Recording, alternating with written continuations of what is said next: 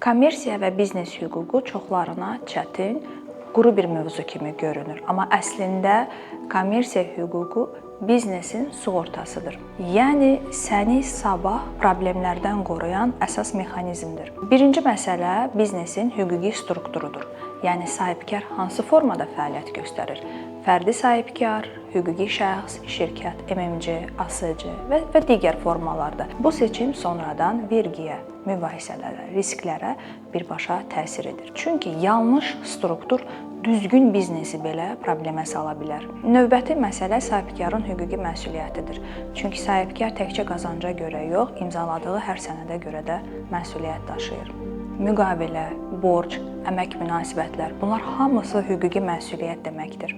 Növbəti biznes mübahisələrinin qarşısını almaqdır.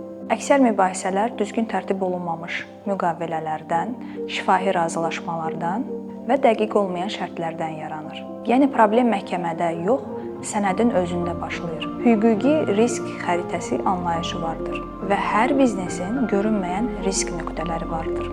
Vergi riski, müqavilə, işçi, partnyor və maliyyə riski.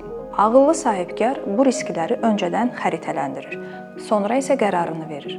Ümumiyyətlə, sahibkarların buraxdıqları sistemli hüquqi səhvlərə də diqqət yetirmək lazımdır. Ən çox görülən səhvlər: sonra baxarıq yanaşması, müqaviləyə ehtiyac yoxdur düşüncəsi, hamı belə edir məntiqi, problem çıxsa həll edərik rahatlığı. Amma biznesdə problem həll olunmur. O ya böyüyür, ya da sonradan daha baha başa əmələ gəlir. Və ən əsası onu deyim ki, kommersiya hüququ biznesi qorxutmaq üçün deyil, biznesi qorumaq üçündür.